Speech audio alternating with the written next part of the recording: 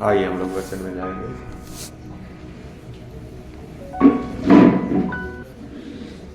जो विषय चल रहा है वो है स्वस्थ कलीसिया। जैसा हमारा शरीर तंदुरुस्त होता है, दुबला पतला होता है, बिना शक्ति का होता है, ऐसा भी आत्मिक रूप से भी आप दुबला पतला, कमजोर और शक्ति वाला भी हो सकता है। आत्मिक रूप से कमजोर कौन है? आत्मिक रूप से दुबला पतला कौन है? आत्मिक रूप से बीमार कौन है? जो शारीरिक बातों में फंस जाता है, कुड़कुड़ाता है, झगड़ा करता है, बार बार ऐसा ना करने का करते रहता है, प्रार्थना नहीं हो पा रहा, वचन नहीं हो पा रहा, ये सब आत्मिक रूप से कमजोर लोग हैं।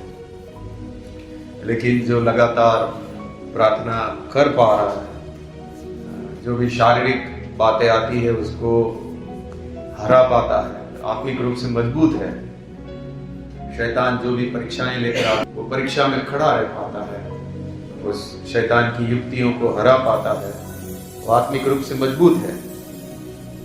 तो इसमें से बहुत सारे लोग हैं जो कमजोर है, आत्मिक रूप से प्रार्थना नहीं हो पा रहा, झगड़े में फंस जाते हैं, जो नहीं बोलना चाहिए बोल देते हैं, निंदा कर देते हैं। अच्छा, हम लोगों ने वायदा किया था पिछले हफ्ते, इसमें से कितने लोगों ने निंदा किया और फोन किया? मेरे से भी निंदा हुआ था और मैंने भी फोन किया। तो मैंने फोन किया उनको, मैंने बताया कि क्षमा करना, मेरे मुंह से ऐसा निकला। अभी सच सच बताना, आप लोगों ने वायदा किया था प्रभु की उपस्थिति में, कितने लोगों ने निंदा किया था? अगर आप नहीं बोल रहे हैं तो भी आप छुपा रहे उस अपनी बात को, आपको बताना है। अभी भी बोल दो किसी ने किया है तो, निंदा किया है तो। हाँ, अगर आप छुपा रहे हैं तो भी आप पाप कर रहे हैं। अभी आपको बोला जा रहा है, पूछा जा रहा है, आप छुपा रहे तो आप पाप कर रहे हैं। हम लोगों ने सबने हाथ उठाया था ना कि हम बोल देंगे निंदा किया है तो। मैं बोल रहा हूं ना, मैंने किया था। एक व्यक्ति के बारे में हुआ, तुरंत मेरे को डर लगने लगा। हम लोग बात करते करते तुरंत मुंह से निकला, तुरंत डर आया मुझे। तो ये एक आत्मिक व्यक्ति जो होगा वो ऐसा नहीं करेगा। हाँ, गलती से हो सकता है, लेकिन तुरंत उस बात के लिए सावधान रहना है कि नहीं, ये गलत है। पीछे से किसी के भी बारे में बुराई करना गलत है ना। आप सामने से बोल दीजिए आपने ऐसा गलती किया है, हमें अच्छा नहीं लगा, आप सामने बोल दीजिए। लेकिन पीछे से आप जो करते हैं वो बुराई है। हाँ, सामने से बोल दीजिए, लेकिन जो पीछे से आप करते हैं, और खास ये बहन लोगों में ज्यादा होता है। हाँ, इस बात से बच के रहना है। तो क्योंकि ये नहीं तो चलता रहेगा, और पीछे से इसमें क्या हो जाता है, कड़वाहट आ जाता है। शैतान इसमें मन में बहुत सारी चीजें रखता है। तो जिसको ये आदत है ऐसा करने की, ये तो बीमारी लगी हुई है। सुनिए, जिसके अंदर ये आदत है, पीछे से बोलना ही चाहते हैं, जो लोग पसंद नहीं है उसके बारे में बोलना ही चाहते हैं, तब ये आपको बीमारी लगी हुई है। इसमें से निकलना जरूरी है। गलती से हो जाता है, हम पापी स्वभाव में रहते हैं तो हमसे हो जाता है, और हमें एक दूसरे को तुरंत सावधान करना चाहिए, आप ये ना करें, ये गलत है। उस व्यक्ति को समझाना है कि ऐसा नहीं करना चाहिए। सिस्टर लोगों में मैंने देखा है बहुत ज्यादा है, कुछ सिस्टर में बहुत ज्यादा है। अगर उनका नाम लूंगा तो वो शायद उस दिन मैंने बोला ना, अभी मैं नाम लूंगा तो अंदर से वो निकल जाएगा बाहर। हाँ, तो ये चीज, ये बीमारी हमको दूर करनी है। पीछे से ना बोले, किसी के बारे में बुराई ना करें। हाँ, आपको अगर किसी के भी बारे में कोई भी शिकायत चाहिए तो सामने जाइए, उनको हाथ जोड़ के बोलिए कि मुझे इस बात का बुरा लगा। हाँ, तो ये पाप अपने अंदर मत रहने दीजिए। हाँ, भाइयों में भी है कुछ लोगों में। हाँ, फोन कर करके बोलते हैं इसने ऐसा किया, इसने ऐसा किया, ये वो, लेकिन ये होना ही नहीं चाहिए विश्वासी लोगों में। हाँ, तो ये चीज हमारे बीच में नहीं होनी चाहिए। सामने जाइए, सीधा बात कीजिए, ये बीमारी अपने अंदर ना रहने दीजिए। अगर आत्मिक रूप से हमें बढ़ना है तो हमें आपस में प्रेम होना जरूरी है, एक दूसरे को सहना जरूरी है। हाँ, पीछे से बुराई करना, निंदा करना छोड़ना जरूरी है।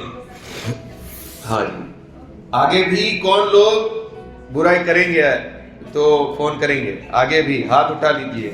अभी आपको मैं फंसा रहा हूं, जब भी पकड़े गए तो मैं बोलूंगा कि हाँ आपने वायदा किया था लेकिन आपने क्यों नहीं किया। हाँ जी, कितने लोग अभी भी फोन करके अगर निंदा किया तो बता देंगे। कितने लोग हाथ उठा लीजिए, वायदा कर दीजिए। हाँ जी, वायदा। आधे इतना हाथ उठाने का मतलब क्या होता है? और क्या, आत्मिक रूप से हमें बढ़ना है, मजबूत होना है, और एक दूसरे के लिए हम सावधान रहना, एक दूसरे को हमको बताते रहना है। ये गलत है, न कीजिए, आपका आत्मिक जीवन के लिए अच्छा नहीं है। ओके, उसमें हमने पहली बात देखी, हाँ, आत्मिक रूप से बढ़ने के लिए हमारे जीवन में वचन की बहुत ज्यादा जरूरत है। एक बच्चे के लिए जैसा दूध होता है वैसा हमारे लिए आत्मिक दूध परमेश्वर का वचन है। हाँ, जैसा पेड़ के लिए पानी होता है और पेड़ हरा भरा हो जाता है, नदी किनारे लगा हुआ पेड़ को जब पानी मिलता है तो बहुत अच्छा पेड़ मिल जाता है। इसी प्रकार अगर हमारे जीवन में वचन हमको मिलता रहे, जो बातें हमारा जीवन के लिए फायदे कारक है, वो बातें हमको समझ में हम समझते रहे, उसके अनुसार चलते रहे, तो हमारा जीवन में वो बदलाव आ जाएगा, मजबूती आ जाएगा, आत्मिक रूप से हम बढ़ जाएंगे। दूसरा बात हमने देखा, प्रार्थना। प्रार्थना एक व्यक्ति के लिए बहुत जरूरी है आत्मिक रूप से बढ़ने के लिए। हमने देखा कि परमेश्वर हमारा पिता है, हम उनके संतान हैं, हमें उसकी उपस्थिति में जाने के लिए मौका मिला, हमें उसकी संगति मिली। वो चाहता है कि हम बातें करें, हम उससे संगति करें। हम वचन में लिखा है, ये मेरे लिए भला है कि मैं तेरे समीप रहूं, उसके नजदीक हम रहें। बार बार प्रार्थना के लिए मौके ढूंढे, बार बार प्रार्थना में जाएं। उसके बाद हमने देखा कि नियमित रूप से प्रार्थना में जाना जरूरी है। कई सारे संत लोग हैं जो सुबह, दोपहर और शाम को प्रार्थना करते थे, कोई 2 समय प्रार्थना करते हैं। हाँ, तो हमने देखा कि नियमित रूप से प्रार्थना जरूरी है। एक अच्छा आत्मिक जीवन के लिए, आत्मिक रूप से बढ़ने के लिए लगातार या नियमित रूप से प्रार्थना करना जरूरी है। हाँ, पिछली बार हमने देखा था हमें कैसे प्रभु के सामने आना चाहिए। हमें झुककर दंडवत करते हुए, घुटने पे आते हुए हमें प्रभु के सामने आना चाहिए। और पिछली बार हमने देखा कि हमें एक पश्चातापी हृदय के साथ आना चाहिए, एक टूटा हुआ मन के साथ। प्रभु को अभिमानी लोग नहीं पसंद है, प्रभु को दीन और नम्र लोग पसंद है, जो अपने आप को कुछ समझते नहीं है, कुछ भी अपमान भी सह लेते हैं, बुरा भी, कोई भी कुछ भी बोले अपमान सह लेते हैं, बुरा लग भी जाए तो तुरंत उसको हटाकर मेल मिलाप कर लेते हैं। इसमें से कई लोग हैं जिनको अभी भी कुछ भी बोलने से बहुत ज्यादा तकलीफ हो जाती है और वो मेल मिलाप नहीं कर पाते। ये मन की दिन मन नहीं है। पिछली बार वही विषय हम आपको सिखाना चाहते थे। हमारा मन दीन होना बहुत जरूरी है। ये हमारा आत्मिक जीवन के लिए बहुत फायदे कारक है। एक व्यक्ति तुरंत गुस्सा करना, तुरंत अपमान करना, सामने वाले को तकलीफ में डाल देना, वो सहन शक्ति ना होना, अभिमान, ये सब, ये ऐसा मन बहुत गंदा मन है। हमारे पास टूटा हुआ मन हो, प्रभु ने कहा है आप कबूतर के जैसा होना चाहिए। कबूतर का कौन सा बात, वो भोला शब्द का सही मतलब नहीं निकलता है। सही मतलब है हार्मलेस, इंग्लिश में जो शब्द है। किसी को भी दुखी नहीं कर सकता हो, किसी को भी उसके द्वारा तकलीफ नहीं मिल सकती, ऐसा एक व्यक्ति बनना। कबूतर का वो वाला गुण प्रभु हमको, हमें वैसा बनाना चाहता है। मेरे द्वारा किसी को भी किसी रीति से तकलीफ ना आए। मुझे तकलीफ कितने भी लोग दे दें, लेकिन मेरे द्वारा मैं किसी को भी तकलीफ ना दूं। बात करने के द्वारा या बदला लेने के द्वारा या पीछे से बुराई करने के द्वारा या कैसे भी करके मेरे द्वारा मेरे जीवन से लोगों को तकलीफ ना हो। कबूतर जैसा, हार्मलेस। कबूतर एक ऐसा पक्षी है, वो किसी को तकलीफ नहीं देता, वो कभी चोंच नहीं मारता, वो भोला एकदम सीधा सादा कबूतर जैसा है, गाय जैसा है, ऐसा बोला जाता है। ऐसा एक व्यक्ति हमको बनना जरूरी है। इसमें से कई लोग हैं जो आप लोग का जब आपा निकल आता है तब आपका असली रूप आ जाता है, इसके अंदर कोई और ही रहता है। एक ऐसा दिखने के लिए तो एक अच्छा व्यक्ति है, लेकिन इसके अंदर अभी भी कोई और रहता है। वो पाप का स्वभाव रहता है, जब वो निकलता है तो मार करना शुरू कर देता है। ये परमेश्वर को बिल्कुल पसंद नहीं है। परमेश्वर थोड़ा समय के लिए हमको सहन कर सकता है, लेकिन उसका भी एक लिमिट है। परमेश्वर हमारे ऊपर दंड दे सकता है अगर हमारा स्वभाव में बदलाव नहीं आया तो। हमारे अंदर एक नम्र मन होना बहुत जरूरी है। हमारे द्वारा किसी को भी तकलीफ ना हो, ऐसा होना, ये मसीही लोगों की पहचान है। देखिए, इस दुनिया में बहुत सारी जातियां हैं, वो लोग उग्र लोग हैं, लेकिन मसीही की पहचान है वो लोग वार नहीं करते, वो लोग आंदोलन नहीं करते, वो लोग बलवा नहीं करते, इस संसार में ऐसा काम नहीं करते। सच्चा मसीही सहन करता। मुसलमानों को आप देखो, वो आंदोलन करते हैं, बलवा करते हैं अपने जाति को लेकर या कुछ भी लेकर।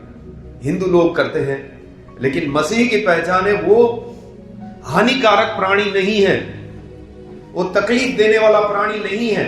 क्रिश्चियन लोग तकलीफ देने वाले लोग नहीं है। कितने मुसलमान हैं जो बहुत ज्यादा उग्र थे, लेकिन जैसे ही वो मसीही बन गए, कबूतर बन गया।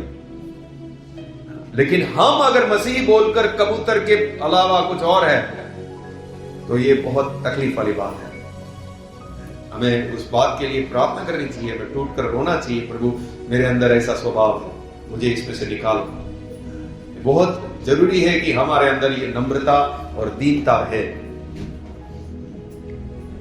क्योंकि अगर हम ऐसा नहीं रहा तो परमेश्वर के नाम की महिमा नहीं होगी, और परमेश्वर हमें अपनी कलीसिया में नहीं रखेगा। क्योंकि अगर हम उसके द्वारा, हमारे द्वारा उसके नाम की महिमा नहीं हो रही है, तो हमें वो अपने पास नहीं रखेगा।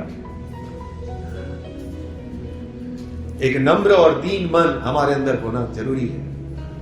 कुछ भाइयों में, कुछ बहनों में ऐसा नहीं होना चाहिए। हमारे अंदर वो दीनता, वो नम्रता बहुत ज्यादा जरूरी है। देखिए, स्वाभाविक रूप से आप उग्र हो सकते हैं, लेकिन वो उग्रता बाहर निकलना बिल्कुल नहीं होना चाहिए। मैं खून खोलने वाला इंसान हूं, तुरंत खून खोलता है मेरा, लेकिन तकलीफ नहीं होना चाहिए किसी को भी मेरे द्वारा। वो स्वाभाविक है, किसी का बहुत ज्यादा तुरंत करंट लग जाता है, लेकिन मैं अगर तकलीफ देने लग गया दूसरों को, तब तकलीफ हो जाएगी। स्वाभाविक रूप से आपके अंदर तुरंत गर्म खून होने वाला खून हो सकता है, लेकिन तकलीफ नहीं होना चाहिए हमारे द्वारा किसी को भी। आपको उसके लिए प्रार्थना करना चाहिए। तो नम्र और दीन परमेश्वर को प्रसन्न करने वाला स्वभाव है। अभिमानियों से वो नफरत करता है। नम्र लोगों को, दीन लोगों को वो उन लोगों के साथ रहता, जिसका मन टूटा हुआ है उसके साथ परमेश्वर रहता है। ऐसे लोगों के साथ नजदीक रहता है परमेश्वर, जो टूटा मन से रहता है, जो सहन करता है, जो खुद दुखी होता है, उनके साथ प्रभु है। लेकिन इतना सा भी सहन नहीं करता, वो उसके साथ प्रभु नहीं है। हाँ, ओके। तो प्रार्थना में हमें कैसा आना, उसमें पहली बात हमने देखा, घुटने पे आते हुए, झुकते हुए प्रभु के सामने आए। दूसरा, नम्र मन से आए। एक मसीही को नम्र और दीन रहना होना बहुत जरूरी है। उसके बाद आगे बढ़ेंगे। परमेश्वर के सामने आते समय कुछ बातें और देखनी है। मत्ती की किताब 6:5-7। जब तू प्रार्थना करे तो कपटियों के समान ना हो, क्योंकि लोगों को दिखाने के लिए आराधनालय में और सड़कों के मोड़ों पर खड़े होकर प्रार्थना करना उनको अच्छा लगता है। हाँ, पढ़ते जाइए। मैं तुमसे सच कहता हूँ कि वे अपना प्रतिफल पा चुके, परंतु जब तू प्रार्थना करे तो अपनी कोठरी में जा और द्वार बंद करके अपने पिता से जो गुप्त में है प्रार्थना कर। जब तेरा पिता जो गुप्त में देखता है तुझे प्रतिफल देगा। आगे। प्रार्थना करते समय अन्य जातियों के समान बक बक ना करो। हाँ, ये मुख्य बात है जो प्रार्थना में हमको ध्यान रखना चाहिए। अन्य जातियों के समान बक बक ना करो। आगे। क्योंकि वे समझते हैं कि उनके बहुत बोलने से उनकी सुनी जाएगी। हाँ, ज्यादा बोलेंगे तो ज्यादा सुनेगा। व्यर्थ का बातें निकालना, व्यर्थ में बक बक करना। बहुत सारे लोगों की प्रार्थना वो समझ के साथ नहीं बोल रहे हो, बस बोल रहे हैं। उसको क्या चाहिए भाई? ओ रुक जा, गाड़ी तो चल पड़ी, रुक जा भाई, क्या चाहिए तुझे? क्या चाहिए समझ के तो बोल, नहीं साइड में जा। गाना भी ऐसे ही गा रहे। महिमा अपनी छोड़कर कुछ दिमाग कहीं और, बस मौन बंद है। ये समझ के नहीं हो रहा है कुछ भी। उस बात को समझते हुए गा रहे हैं, समझते हुए प्रार्थना कर रहे हैं। तुझे क्या चाहिए? परमेश्वर के सामने समझ के साथ अपना निवेदन रख। जब तू प्रभु की महिमा कर रहा है तो उस बात को समझ रहा है, परमेश्वर मेरे लिए अपनी महिमा छोड़कर इस धरती पर आया। वो धन्यवाद के साथ, वो समझ के साथ गीत गा। कुछ लोग गा रहे, मैं देख रहा हूं पूरा कुछ समझ के बिना गाओ गाओ गाओ। ऐसा नहीं चाहिए परमेश्वर को, समझ के साथ चाहिए। वो गीत गाने के लिए मजा आ रहा है, उनको गाना अच्छा है, गाओ। वो समझ के साथ नहीं है। आपकी प्रार्थना भी समझ के साथ हो। क्या चाहिए आपको? व्यर्थ बक बक ना हो। चलो भाई, 5 से 6 प्रार्थना कर रहा है, घुटने पे आए, बाजू वाला क्या बोल रहा है वही मैं भी बोल देता हूं। नहीं, आपका अलग से प्रभु के साथ रिश्ता है। व्यर्थ बक बक ना हो। आपको क्या चाहिए? आपका निवेदन क्या है? आप जब धन्यवाद भी कर रहे हैं तो धन्यवाद आप समझ के साथ कर रहे हैं। प्रभु धन्यवाद, मेरे पास सब कुछ है, तूने मुझे सब दिया है, तूने मुझे आने जाने में बचा के रखा है, मुझे बीमारी लगने नहीं दिया है प्रभु, मेरा अच्छा स्वास्थ्य ही है प्रभु, धन्यवाद। समझ के साथ वो बात कर रहा है, व्यर्थ बक बक नहीं कर रहा। सबोपदेशक 5 उसका 3 पढ़ेंगे। सबोपदेशक 5 उसका 3। क्योंकि जैसे कार्य की अधिकता के कारण स्वप्न देखा जाता है, वैसे ही बहुत सी बातों का बोलने वाला मूर्ख ठहरता है। बहुत सी बातें बोलने वाला मूर्ख ठहरता है। बिना मतलब के बोल रहा है वो मूर्ख ठहरता है। कुछ समझे बिना बोल रहा है वो मूर्ख ठहरता है। कितने लोगों की प्रार्थना में सुनने के बाद उसको बोल सकता हूं, भाई 1 मिनट रुक जा, तूने क्या बोला, क्या मांगा, तुझे मालूम है? वो बोलेगा नहीं मालूम, मैं तो बोल दिया। उसने क्या विनती किया, तुझे क्या चाहिए, तूने अब बता। अब वो भूल गया क्या मांगा मैंने, मैं तो बोल दिया। कितने लोग बोल रहे हैं, उनको खुद समझ नहीं हो क्या बोल रहे हैं, व्यर्थ बक बक हो रहा है। ऐसी प्रार्थना सुनी जाएगी? आपको खुद को नहीं मालूम आप क्या मांग रहे थे, कौन सी प्रार्थना सुने आपकी परमेश्वर? आपको खुद को मालूम नहीं आप क्या बोल रहे हैं, आपको खुद को मालूम नहीं आपको क्या चाहिए। सब बोल रहे थे तो मैंने भी बोल दिया, तो जो कुछ भी हुआ वो तो व्यर्थ बक बक हुआ। ओ भाई साहब, हालेलुया हालेलुया, हाँ प्रभु धन्यवाद धन्यवाद, कर दे दो प्रभु, फिर वापस नींद में आ गया। हाँ प्रभु, होता है ना ऐसा, उसको मालूम नहीं।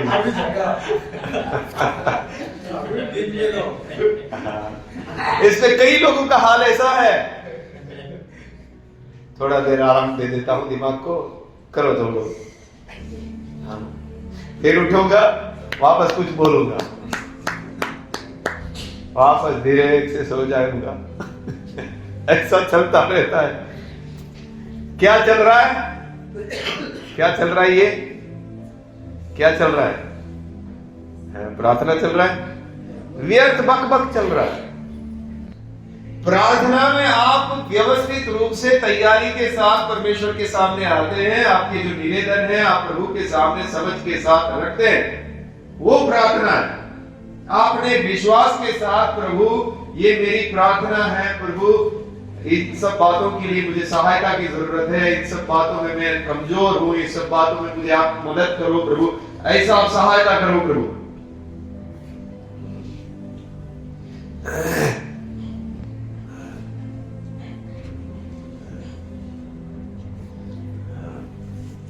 तो ये बहुत जरूरी है कि आपके बहुत सारी बातें बोलने वाला मूर्ख ठहरता है, मूर्ख ठहर रहा है, बिना मतलब का बोल रहा है। 7वां वचन भी पढ़िए। क्योंकि स्वप्नों की अधिकता से व्यर्थ बातों की बहुतायत होती है, परंतु तू परमेश्वर का भय मानना। बहुत बात। 7वां वचन क्या है? सपनों की बहुतायत से व्यर्थ बातें होती है। हाँ, व्यर्थ बातें। नीति वचन 15 का 2। बुद्धिमान ज्ञान का ठीक बखान करते हैं, परंतु मूर्खों के मुंह से मूर्खता उबल आती है। हाँ, मूर्खता उबल आती है। मूर्ख के मुंह से मूर्खता, उसकी मूर्खता निकलती है। हाँ, एक सच में प्रार्थना करने वाला व्यक्ति और एक बकबक करने वाला व्यक्ति, आप दोनों को पहचान जाओगे। हाँ, बिल्कुल आप पहचान जाओगे। वो कुछ भी बोल रहा होगा, आप बोलोगे क्या कर रहा है, क्या किसको दिखा रहा है तो ये सब। 5 का 2 पढ़िए।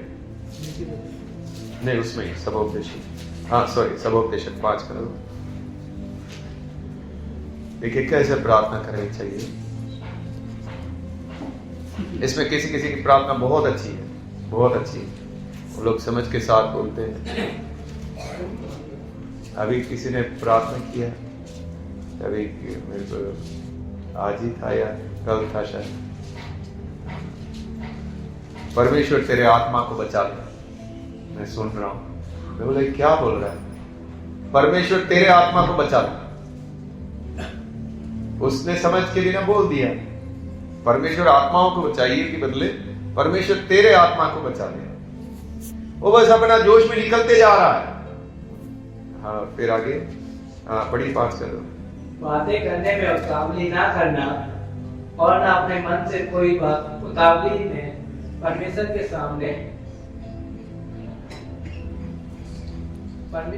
सामने निकालना।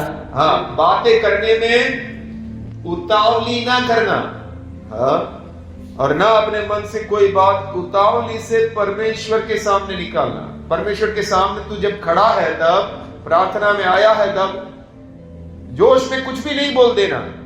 हाँ, क्योंकि परमेश्वर स्वर्ग में है और तू पृथ्वी पर है। हाँ, इसीलिए तेरे वचन थोड़े ही हों। हाँ, इसलिए तेरे वचन थोड़े ही हो। जो तुझे चाहिए उन बातों को समझ के साथ, तैयारी के साथ प्रभु के सामने अपने निवेदन लेकर आओ। उतावली से कुछ भी ना बोलो। किसी की प्रार्थना बहुत ही साफ है, बहुत अच्छी प्रार्थना, बहुत अच्छी प्रार्थना करते हैं। और किसी को कुछ प्रार्थना का निवेदन दिया कि इस बात के लिए प्रार्थना करो, वो छोड़कर कहीं और ही चल पड़ा है। वो जिन बातों के लिए प्रार्थना करने के लिए बोला है, वो मुद्दे ही भूल गया, वो कहीं और घूम गया। जाना था कलकत्ता, पहुंच गया दिल्ली। भाई, मैंने किस बात के लिए आपको प्रार्थना करने के लिए बोला, आप किस बात के लिए कर रहे हैं? क्या ऐसी प्रार्थना सुनी जाएगी? आप क्या कर रहे हैं? वो बकबक हो रहा है। जो मुद्दे आपको दिए गए हैं या जो मुद्दों पे आपको प्रार्थना करनी है, उस मुद्दों को आप अच्छे से सोचकर समझ लीजिए, मुझे क्या बोलना है प्रभु के सामने। और इस बात में आपको थोड़ा गंभीरता से प्रार्थना, नहीं तो आप बकबक कर रहे हैं, व्यर्थ बकबक कर रहे हैं। तो आपके शब्द थोड़े हो, आपको ज्यादा बोलने नहीं आता है, थोड़े शब्दों में ही जो बातें आपको आती है उतना ही बोल दो। आपको ज्यादा बोलने नहीं आता है, लेकिन एकदम साधारण शब्दों में आप प्रार्थना करो। आपके हिसाब से जो आप बोल सकते हैं उन शब्दों में आप प्रार्थना करो। एक बार मुझे याद है, नाला सोपारा में पास्टर फिन्नी जी आए थे। बहुत अभी सेवकाई में नया नया था, 2017-18 में। तो मैं पीछे जाके बैठा हूँ, पास्टर फिन्नी है, सब विश्वासी आए हुए, किसी और की कलीसिया में उनको बुलाया था। तो मैं गया था, पास्टर फिन्नी ऐसे बैठे हुए, उन्होंने बोला कोई एक व्यक्ति प्रार्थना करो वचन से पहले। तो एक भाई था, बंगाली थे, उन्होंने शुरू किया, हे प्रभु, हे पिता परमेश्वर, आदम ने पाप किया, हव्वा ने पाप किया, हे प्रभु पाप जगत में फैल गया, हे प्रभु। उसके बाद वो चल पड़ा, पास्टर फिन्नी से बैठे हुए थे, उसने उठकर देखा कौन है, हमें उसको बंद कराओ भाई कोई। और मैं भी पीछे से मैं बोला, किसी का नाम लेकर प्रार्थना करने बोलना चाहिए था, अब इसको पकड़ो कोई। उत्पत्ति से शुरू हुआ है, अब ये प्रकाशित वाक्य तक पहुंचेगा धीरे धीरे धीरे।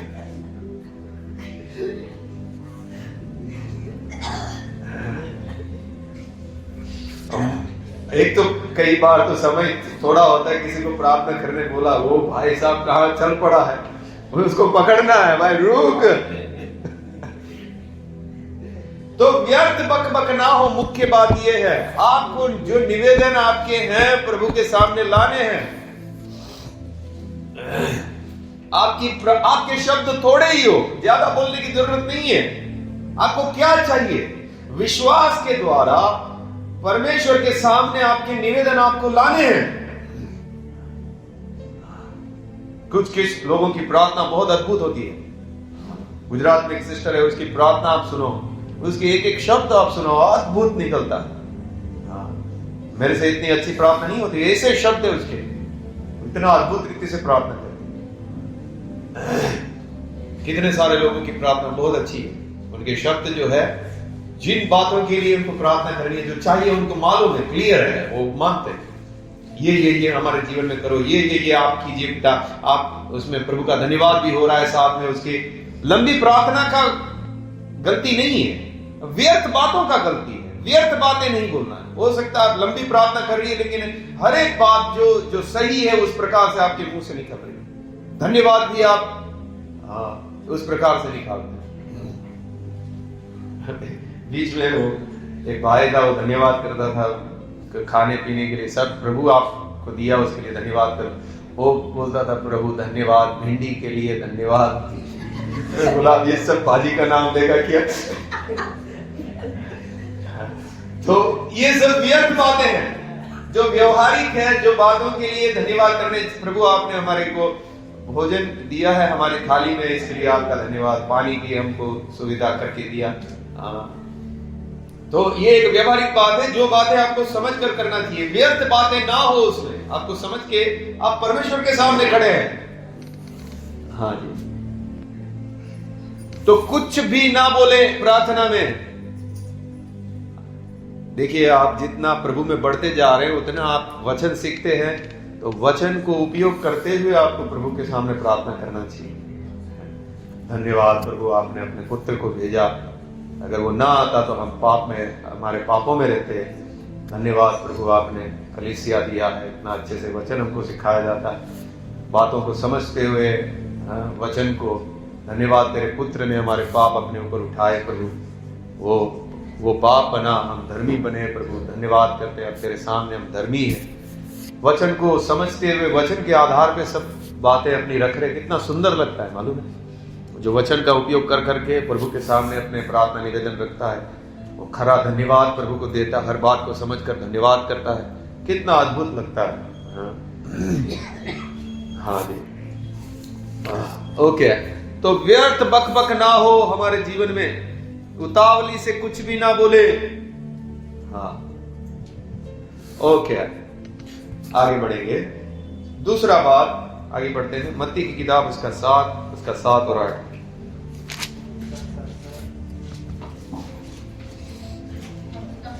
मांगो तो तुम्हें दिया जाएगा, ढूंढो तो तुम पाओगे, खटखटाओ तो तुम्हारे लिए खोला जाएगा। ओके, यहां पर मुख्य बात, परमेश्वर आपको उत्साहित कर रहा है। किस बात के लिए? मांगो। परमेश्वर बोल रहा है, उत्साहित कर रहा है, मांगो। मैं चाहता हूं कि आप लोग मांगे। प्रभु चाहता है कि आप जो दरवाजे बंद हैं उसको खटखटाओ, मैं खोलूंगा। आप जो चीज आपको मिली नहीं है उसको ढूंढो, वो आपको मिलेगी। वापस पढ़िए स्टार्ट से। मांगो तो तुम्हें दिया जाएगा। हाँ, प्रभु उत्साहित कर रहा है, मांगो तो तुम्हें दिया जाएगा। हाँ, ढूंढो तो तुम पाओगे। हाँ, खटखटाओ तो तुम्हारे लिए खोला जाएगा। हाँ, ढूंढोगे तो पाओगे, खटखटाओगे तो खोला जाएगा। हाँ, क्योंकि जो कोई मांगता है उसे मिलता है, हाँ, आगे। और जो ढूंढता है वह पाता है, और जो खटखटाता है उसके लिए खोला जाता है। लेकिन हम बैठे, क्या मांगना, कितना बोलना, नहीं मांगता, नहीं खटखटाता, नहीं ढूंढता, हम लोग आराम से बैठे रहते हैं। जबकि हमारे को ऐसे वचन मिले हुए हैं, ऐसे उत्साहित किया गया है कि मांगो। कौन सी चीज मांगे? देखिए, हमारी तकलीफ ये है, जो हम मांगेंगे तो देगा नहीं, तो हमको क्या मांगना है? जो चीज हमको चाहिए वो तू देगा नहीं, जो तू देना चाहता है वो हमको चाहिए नहीं। याकूब 4 उसका 3। परमेश्वर जो देना चाहते हैं वो हम मांगते नहीं, और जो हम मांगना चाहते हैं वो देगा नहीं। तुम मांगते हो और पाते नहीं, इसीलिए कि बुरी इच्छा से मांगते हो, ताकि अपने भोग विलास में उड़ा दो। हाँ, देखिए, तुमको क्यों नहीं मिलता? क्योंकि बुरी इच्छा से मांग रहे हो, अपने भोग विलास में उड़ाने, अपनी शरीर की इच्छाओं को पूरी करने के लिए हम मांगते हैं, इसलिए नहीं मिलता। हमारा जो मांगना है वो शारीरिक है, इसके लिए नहीं देता, वो भोग विलास में उड़ाने के लिए। अच्छा गाड़ी चाहिए, मिलेगा क्या सर? अच्छा से अच्छा फैशन करना है, अच्छा से अच्छा खाना खाना है, ये सब भोग विलास के लिए उड़ाने वाली चीजें वो नहीं देता, और हम वही मांगना चाहते हैं। अब जो देना चाहता है, देखिए मत्ती 5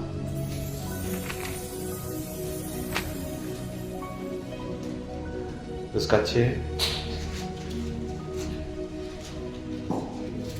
धन्य है वे जो धार्मिकता के भूखे और प्यासे हैं, क्योंकि वे तृप्त किए जाएंगे। हाँ, धार्मिकता के भूखे और प्यासे हैं। मुझे प्रभु की नजर में सही होना है,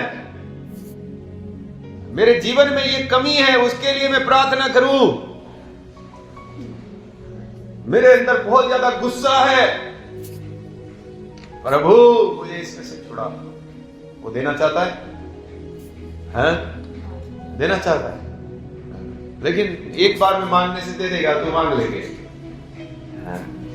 उसके लिए परिश्रम है। ये सब प्रार्थनाएं ऐसी है जिसके लिए आपको रोते कराते हुए प्रभु के सामने लगातार मांगना, और प्रभु आपको छुड़ा लेगा उसमें से। जो भी पाप आपके अंदर है, धार्मिकता के भूखे और प्यासे हैं, मेरे अंदर धार्मिकता की कमी है, मैं तेरी नजर में सही नहीं हूं, मुझे सहायता कर प्रभु, मुझे इसमें से निकलना है। प्रभु मुझे वचन सीखना है, मेरे अंदर वचन की घटी है, मुझे वचन की भरपूरी चाहिए। वो बात देगा, जरूर देगा। वो भूख और वो प्यास है, आप प्रभु से मांग रहे हैं, प्रभु मेरा मन खोल, प्रभु मुझे भी तू वचन सीखने के लिए मदद कर प्रभु। मैं नियमित रूप से प्रार्थना नहीं कर पा रहा हूं, प्रभु मुझे तू सहायता कर प्रभु। उपवास कर करके जहां भी मीटिंग होगा मैं जाऊंगा, मेरे को चाहिए, तो मेरे अंदर बदलाव चाहिए। लेकिन हम वो चीज नहीं मांगना चाहते, इस कारण से हमें नहीं मिलता। मांगने में भी हमारा कंजूसी है। एक बार कितना मांगना, कितना मांगना। मैं अभी गुजरात में बीच में गया था, तो मैं प्रार्थना करने गया। मेरा भाई की पत्नी आई, तो हम लोग मध्यस्थी प्रार्थना करते हैं, प्रभु लोगों को छुड़ा, प्रभु लोगों को छुड़ाओ प्रभु। तो बाद में मुझे बोली, एक ही बात कितनी बार बोलना पड़ता है? छुड़ाओ छुड़ाओ छुड़ाओ, कितना बोलना पड़ता है? क्या मुझे बोल रही है? उसको अजीब लग रहा है ये सब। वो आकर देख रही है, वो लोग को कभी प्रभु का बातें देखा नहीं, कभी सुना नहीं, तो उसको विचित्र लग रहा है, तो इतना मांगना पड़ता है। वो उनका, ये हमारा लोगों का माइंड पूरा अलग है, काठियावाड़ी लोगों का। वो अभय जो है अपना, जो ब्राजील में है, उसका पिताजी मम्मी एक बार प्रार्थना में आए, तो हम घुटना टेक के प्रार्थना कर रहे हैं, तो ये क्या कर रहा है? भीख मांग रहा है प्रभु के सामने, ऐसा बोल रहे हो। बोलता है इतना हमारा भगवान के सामने करेंगे तो भगवान खुद आ जाएगा। ऐसा थोड़ी प्रार्थना करता है। वो बोल रहे हैं, वो अभय का पिताजी बोलता है ऐसा हम लोग करेगा ना, हमारा भगवान खुद आ जाएगा, बीच में कूदता है। हाँ। देखिए हमारी जो तीव्रता है प्रार्थना करने की, प्रभु हम भीख मांग रहे हैं उससे, अपने आप को नम्र करते हैं, प्रभु मुझे दे, मुझे ये चाहिए। हम असल में उसके सामने अपने आप को नम्र करके एक भिखारी की तरह जा रहे हैं। हमारे पास नहीं है प्रभु, हमको इस चीज की जरूरत है प्रभु, तो किसी भी कीमत पर ये मुझे दे प्रभु। हम असल में उसके लिए जिद कर रहे हैं, हम उसके लिए रो रहे हैं, प्रभु इस चीज को मुझे चाहिए। हाँ जी, और प्रभु चाहता है इसी तीव्रता से हम मांगे ताकि हमको दिया जाए। एक बार में प्रभु दे दे, ऐसा नहीं देता वो भी तो हमारी प्रार्थना की तीव्रता को देखना चाहता है, इसकी भूख कैसी है, वो कितना अपने आप को समर्पित करके, कितना उपवास करके इन चीजों को प्राप्त करना चाहता है। इसमें से कई लोग बढ़ नहीं पा रहे, उसका कारण ये है प्रार्थना नहीं है उन लोगों के पास।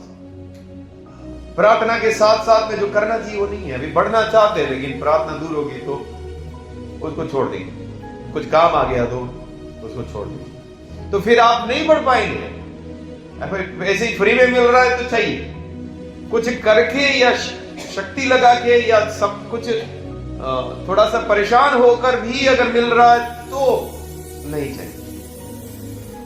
इसके लिए हमारा बढ़ोतरी नहीं हो पा रहा, इसके लिए हम जो मांग रहे वो हमको नहीं मिल पा रहा। चाहे कुछ भी हो, मुझे वो चीज चाहिए प्रभु, मुझे तो सहायता कर। अभी एक बहन है, वो कछुआ में अभी आई और उनके जीवन में समस्या है उनकी मैरिज को लेकर। तो उनका फोन आया कि हम क्या करें, ऐसा ऐसा है। तो मैं बोला आप प्रार्थना कीजिए, 3 दिन का उपवास कीजिए और प्रभु के सामने बैठिए और परमेश्वर आपके ऊपर प्रकट करेगा कि क्या करना है। तो अगर वो सच में ऐसे तैयार हो जाए 3 दिन का उपवास लेकर, और प्रभु प्रकट कर देगा उसके। लेकिन अगर वो बोले 3 दिन का उपवास, अरे फिर तो क्या होगा, ऐसा होगा वैसा होगा, नहीं हो पाएगा। मैं बोला कि हम लोग ऐसा ही परमेश्वर की इच्छा को जानते हैं, उसकी खोज करते हैं 3 दिन का उपवास लेकर कि इसमें आपकी इच्छा क्या है। और मैंने कई बार इस प्रकार से प्रभु से मांगा और प्रभु चिन्ह दिखाता है क्या करना है। मांगो तो तुम्हें मिलेगा, खटखटाओ तो तुम्हारे लिए खोला जाएगा, ढूंढो तो तुम पाओगे। लेकिन अगर हम अपने भोग विलास के लिए कुछ चीजें मांग रहे तो नहीं मिलने वाला। हाँ, अपना आत्मिक जीवन के लिए कुछ चीजें मांग रहे और उसके लिए आप पूरा शक्ति से, चाहे कोई भी कीमत पर मुझे ये चीज चाहिए, तू मुझे दिखा प्रभु, मुझे ये चाहिए, प्रभु देगा, प्रभु देगा, प्रभु आपको अच्छे से तैयार करेगा। प्रभु का मार्ग हमारी सोच से अलग है। हम जिस रीति से सब चीजें चाहते हैं वो वैसे देना नहीं चाहता। प्रभु ने बताया मेरे मार्ग तुम लोगों से मेरे विचार तुम लोगों के विचार से पूरे अलग है। हम लोग जिस तरह से चाहता है वैसे वो नहीं देता। संसार के लोग उनके देवी देवताओं से जिस प्रकार से मांगते हैं और उनको मिल जाता है, वैसे यहोवा परमेश्वर नहीं देता। उसके लिए आपको समझना होगा कि मुझे प्राप्त करने के लिए क्या करना है। इसमें से कई लोग प्रार्थना करते होंगे बहुत सारी चीजों के लिए, और मैं आपको बोल रहा हूं, आप जिंदगी भर करते रहोगे, आपको नहीं मिलने वाला, क्योंकि तरीका गलत है। आपका तरीका गलत है। आप बस बोलते रहना चाहते हैं, दे दो दे दो दे दो दे दो, लेकिन आपको सच में वो चीज चाहिए नहीं। अगर आपको सच में चाहिए तो आप मुझे पूछिए कैसे मिलेगा ये चीज, उसका सही तरीका क्या है। इस चीज को मैं मांग रहा हूं, प्रभु मुझे कैसे देगा, मैं आपको बताऊंगा उसका सही तरीका क्या है। शायद आपको अच्छा नहीं लगेगा, आप बोलेंगे फिर तो नहीं चाहिए, वो इससे अच्छा ऐसे बोलता रहो, वही ठीक है, मिले ना मिले। अभी बाबू भाई भी है, उनको खड़ा होना कि वचन सिखाने के लिए वगैरह के लिए, तो उसके लिए एक तरीका है। अगर उस तरीके से आप नहीं जाएंगे तो वो नहीं मिल पाएगा, समझ रहे? हाँ, तो जो चीज आपको चाहिए जरूर, उसके लिए फिर एक तरीका है। जैसे मैंने आपको बताया कि आपको जिम्मेदारी से खड़ा होना पड़ेगा, तब जाकर ऐसा काम आपको दिया जा सकता है। हाँ, अगर जिम्मेदारी से खड़े नहीं है तो फिर आपको वो काम कैसे देंगे? वो काम तो जिम्मेदार लोगों को हाथ में दिया जाता है। यार इसको पकड़ना है भाई, ये पवित्र शास्त्र है। हाँ जी। और यहाँ पे खड़ा अगर किसी को होना है तो वो उस लायक हो, वो उसके जीवन में, उसके चरित्र में, उसकी जिम्मेदारियों में वो बातें हैं, तब जाकर वो काम उसको दिया जाएगा। हाँ, तभी इसकी पवित्रता बनी रहती है। ये कोई भी काम जो करता है, नहीं तो कोई भी आ रहा है भाई। तो हर एक चीज को जो आप मांग रहे हैं, उसके लिए प्रभु तरीका क्या है? मुझे वो चीज चाहिए, सच में मुझे वो चीज चाहिए। हाँ जी। पहला यूना 3 उसका 22।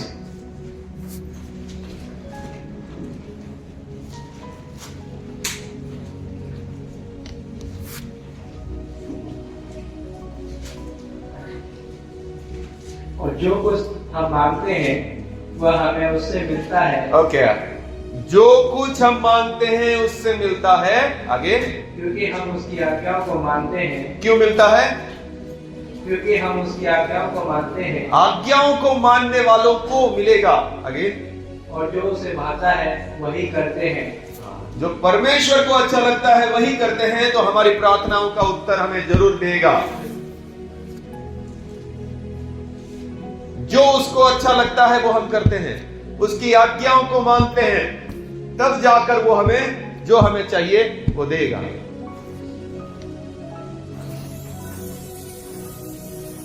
ओके, आज हमने क्या सीखा? जब हम प्रभु के सामने आते हैं तो व्यर्थ बकबक ना हो, कुछ भी बोलना ना हो, हमारे शब्द थोड़े हो। अगर हमको ज्यादा बोलने नहीं आता तो थोड़े शब्द में हमारे निवेदन प्रभु के सामने लाएं। आपको मालूम है आप क्या मांग रहे हैं, आपको मालूम है आप परमेश्वर के सामने खड़े हैं, आप आदर के साथ आपकी जो भी प्रार्थनाएं हैं आप प्रभु को बता रहे हैं। दूसरा बात हमने देखा, परमेश्वर मांगने के लिए उत्साहित करता है, बोलता है मांगो, वो बोलता है जो दरवाजे बंद है उसके लिए खटखटाओ, वो बोलता है जो चीज तुम्हें अभी तक मिली नहीं है उसको ढूंढो, मेरे सामने आओ उस बात के लिए, मैं तुमको दूंगा वो चीज, मैं तुमको दूंगा, मैं तुम्हारे ऊपर प्रकट करूंगा। लेकिन उसके लिए एक तरीका है। हम कुछ बातें जो अपने भोग विलास के लिए मांगते हैं परमेश्वर नहीं देगा। कोई बोलेगा मुझे ये बीमारी है, मुझे तुरंत ठीक कर दो प्रभु, हो सकता है वो प्रभु नहीं देगा, वो प्रभु की इच्छा नहीं है। प्रभु की इच्छा है आप दुख उठाएं। दूसरा हमने देखा जो भी उसको भाता है वो हम करते हैं, आज्ञाओं को मानते हैं, तो वो हमारी प्रार्थना सुनेगा, जो हमें चाहिए वो हमें देगा। जब हम आज्ञा पालन करते हैं, जो उसको भाता है वो करते हैं। और जो तरीका, देखिए आपकी जो भी प्रार्थना है प्रभु के सामने, उसके लिए पाने का प्रभु की तरफ से कौन सा सही तरीका है, वो आपको प्रभु से पूछना है या सेवकों से पूछना है। किस प्रकार से ये चीज मुझे मिल सकती है। और जी आपको जब उसका सलाह दिया जाए, आप उस चीज को उस प्रकार से फिर प्राप्त करने जाएंगे, आपको मिल जाएगा। ठीक है, प्रभु आपको आशीष दे। प्रार्थना करेंगे।